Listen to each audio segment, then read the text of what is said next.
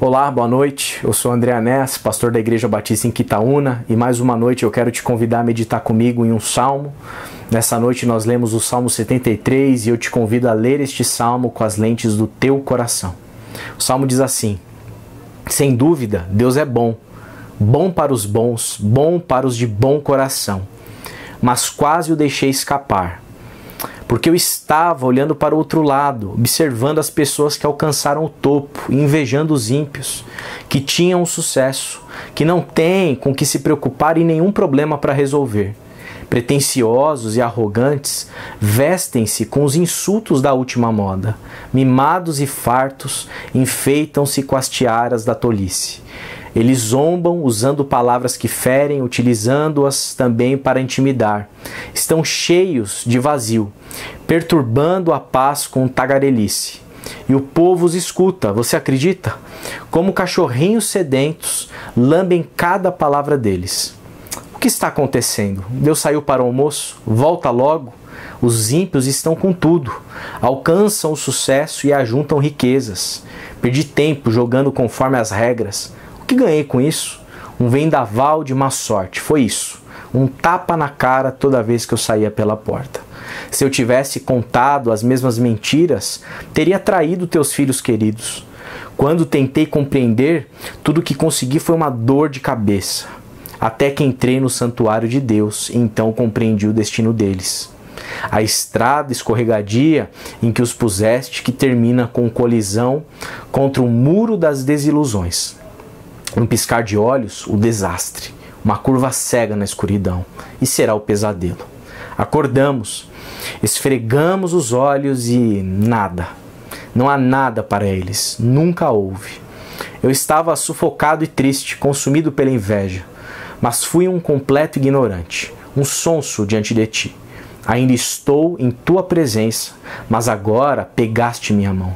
Sábia e amavelmente me conduzes e me abençoas. Tu és tudo o que desejo no céu e tudo o que desejo na terra. Minha pele perde a firmeza e meus ossos ficam fracos, mas o Eterno é firme como rocha e é fiel. Vejam, os que o abandonaram estão em declínio. Os desertores não terão outra chance, mas para mim, estar na presença de Deus é inigualável. Fiz do Eterno o Senhor, e a minha casa. Ó Deus, contarei ao mundo o que fazes.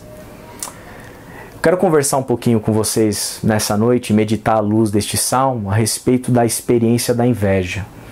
A inveja é um desejo cobiçoso que nós cultivamos no nosso coração de uma maneira extremamente desequilibrada e compulsiva, muitas vezes pelos bens de outras pessoas e quem sabe até mesmo pelo estado de vida das outras pessoas. O invejoso é aquele que quer e deseja desfrutar daquilo que o outro desfruta. É, na verdade, um ressentido, um adoecido na alma. A inveja corrói o nosso interior e nos faz ficar cobiçando as coisas alheias, a vida das pessoas, a vida dos outros. Mas é interessante notar que o invejoso também pode se manifestar, e a inveja pode se manifestar dentro do horizonte da fé, dentro do horizonte da religião, dentro do círculo da religião. O invejoso que está inserido dentro da religião, muitas vezes, ele é alguém que está realizando uma série de concessões em sua vida para agradar determinada divindade. Ele deixa de fazer um monte de coisa porque ele acha que assim ele vai apaziguar a ira de Deus, ele acha que assim Deus vai se agradar dele, e ele tenta fazer de tudo para agradar a Deus, se sacrificando, se auto-mutilando e assim por diante. Só que a cabeça dele está no mundo. As músicas que ele gostaria de ouvir não são os louvores, são as músicas das paradas de sucesso. É alguém que também está, de certa forma, adoecido e ressentido. E nesse sentido ele inveja aqueles que vivem no mundo, no sentido de que quem vive fora do círculo da fé, ele inveja aquele que não tem fé, ele inveja o descrente, ele inveja o ímpio. e fica querendo viver a vida que eles viviam, mas como ele tem medo de Deus, dentro dessa lógica e desse sistema retributivo, ele obviamente ele precisa se mutilar, se machucar, se reprimir e fica vivendo com esse sentimento invejoso. Há também, dentro desse meio religioso, o tipo de inveja em relação àqueles que não têm fé e desfrutam de um tipo de vida boa, de uma qualidade de vida jóia. Tem coisas boas na vida, tem bens interessantes, legais, que conquistaram, vivem uma qualidade de vida acima da média. E o crente, muitas vezes, fica cobiçando essa vida, porque como que pode você que é crente, você que é fiel ao Deus verdadeiro, ter uma qualidade de vida menor do que aquele que não crê? Inveja, inveja. Esse assunto é muito sério, porque nós precisamos olhar para dentro de nós e tentar entender e perceber que tipo de espiritualidade nós estamos vivendo. Porque um tipo de espiritualidade que produz no coração do fiel e do crente inveja em relação àqueles que não são da fé, isso é um sinal de um tipo de espiritualidade que não é condizente com o ensino bíblico, não é condizente com aquilo que é esperado de quem tem uma relação com o eterno. E aqui está a grande chave para a gente entender como a nossa espiritualidade precisa ser. Quem vive em uma relação com o eterno, quem fez uma experiência de Deus genuína, quem fez uma experiência de Deus e está desfrutando do amor paterno do Pai, quem verdadeiramente experimentou a realidade desse amor, dessa graça e dessa misericórdia, não existe nada que possa ser comparado com esse tipo de experiência. A experiência existencial de quem foi tocado pela graça do Senhor não pode ser comparada com nenhum tipo de bem, com nenhum tipo de estado. E quem se coloca num tipo de relação com Deus, em que espera, em troca dessa relação, benefícios dentro de uma perspectiva do que o sistema mundano pode nos oferecer, é porque ainda não se aprofundou adequadamente na graça do Senhor. Porque o Senhor, Ele é a nossa herança. O Senhor, Ele é tudo para nós. E quem se relaciona com o Senhor, quem se relaciona com o Pai, não é pelo que o Pai pode oferecer, é porque o Pai já ofereceu tudo.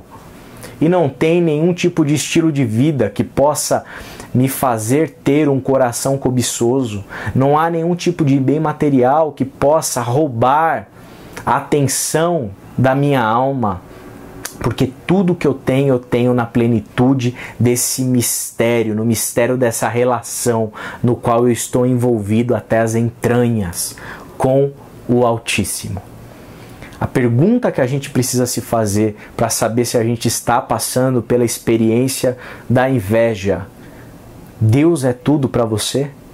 O Senhor é tudo para você? O Pai é tudo para você? Porque aqueles que desfrutam plenamente do amor do Pai, eles entram em um tipo de dinâmica de relacionamento com o próximo libertadora, na qual não há nada no outro que seja motivo para a nossa cobiça.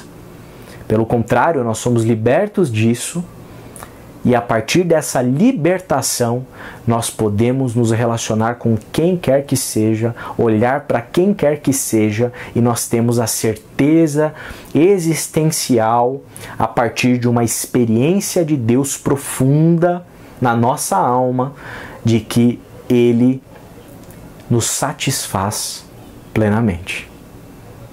Vamos orar. Pai, que o Senhor possa ser a nossa herança, a nossa satisfação e a nossa plenitude. Livra-nos da experiência da inveja, para que nós não caiamos nesse pecado, querendo sempre comparar aquilo que os outros têm, aquilo que os outros vivem e aquilo que porventura nós não tenhamos ou não estejamos vivendo. Que no Senhor nós tenhamos plena satisfação na vida. É o que eu te peço em nome de Cristo Jesus. Amém. Deus te abençoe. Ótima noite.